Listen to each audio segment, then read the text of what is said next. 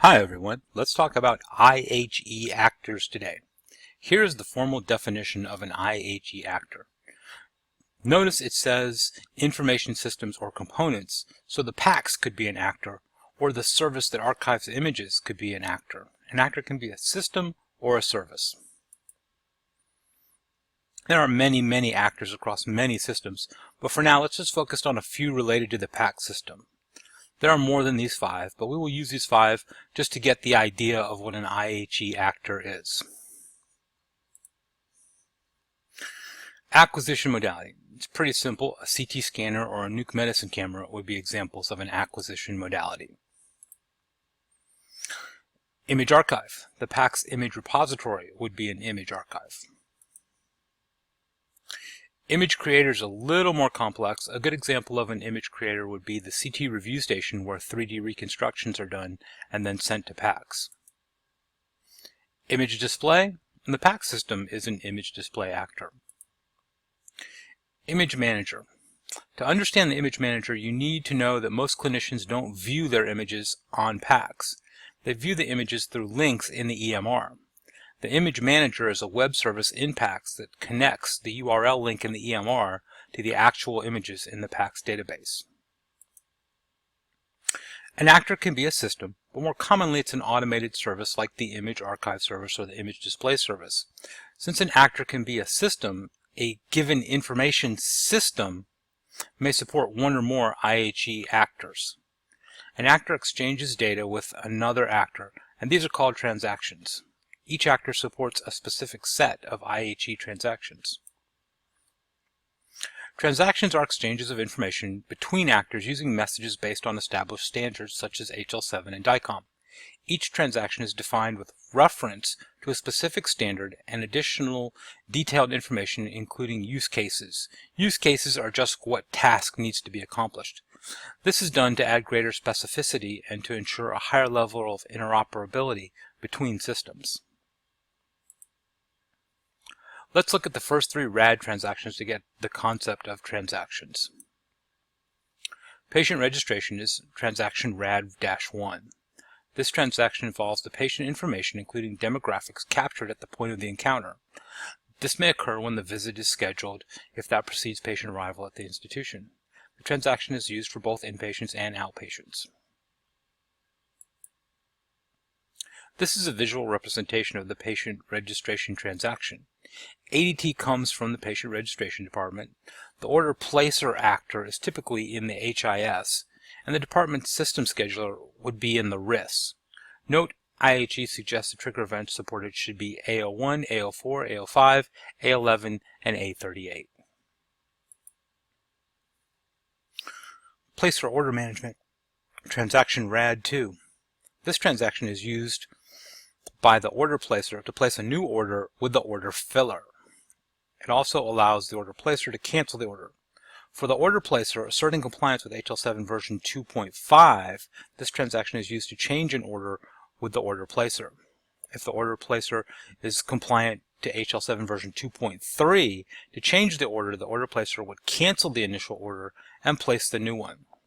The order placer and department system scheduler order filler must agree on the support of recurring orders and panel orders if used. A recurring order is an order with a performance frequency greater than 1. For example, a portable chest x-ray at 6 a.m. for the next 7 days. That would be a recurring order. A panel order is a service item with more than one observation component, or OBR.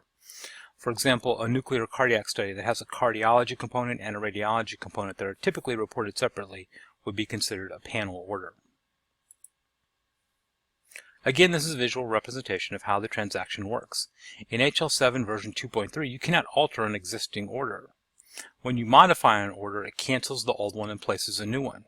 So it generates 2 ORM messages, one for the new order and another to cancel the old order. This used to cause a big problem in the PACS role because the original session number would be canceled and the new order would have a different session number. So people would send to a number that had subsequently been canceled by the nurse with the HIS, and it wouldn't match up. It caused a lot of problems for PACS admins. But In HL7 version 2.5, you can change an existing order and it still sends a new order message and a cancel message, but the difference is the canceled order gets the new accession number while the updated order gets the old accession number. Hopefully you were able to follow that. Note, IHE recommends a new message type we haven't talked about, OMG for Order Management Message. Most places just use the ORM message to do this rather than adding the complexity of a second type of order message.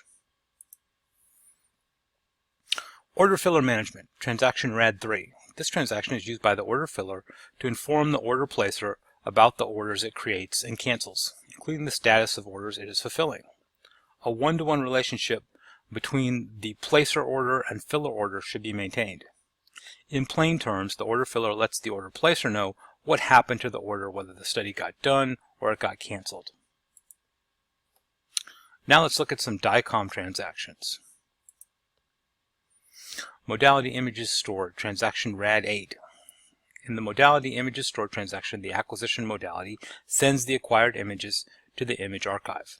This information provided from the Modality Worklist transaction shall be included in the headers of the generated images. Images sent from the acquisition modality to the image archive use the CStore DICOM service. This section describes DICOM storage requests of grayscale soft copy presentation states issued by the acquisition modality to the image archive. The acquisition modality sends presentation states for storage along with the images so they can be later used for support of consistent display of imaging data. Just like we've been talking about in all the imaging modality lectures in the downstairs class, after post-processing is completed, the study is in its presentation state, and that needs to be sent to PACS. And again, it uses a CStore DICOM service. After the acquisition modality or evidence creator has sent images, presentation states, spatial registration objects, DOS objects, evidence documents, or key image notes to the image archive, it requests the image manager image archive accept responsibility for them. The objective of this transaction is to provide a formal release of storage responsibility to the acquisition modality or evidence creator, allowing it to use its internal resources for another study. So in this model, you see exactly how the PACS archive lets the image sender know it has safely stored the images sent to it. Whether it's an acquisition modality or a secondary capture device called an evidence creator in IHE lingo, they both send an end action that basically says, are you sure you got those images stored? And PACS responds with an end event report that says, yep, I got them. They're safely in the archive. You can use those resources to do new studies. So that's a quick and shallow dive into IHE actors and transactions. There are many more of both, and we will explore more of them as we develop our knowledge of IHE. See you in class.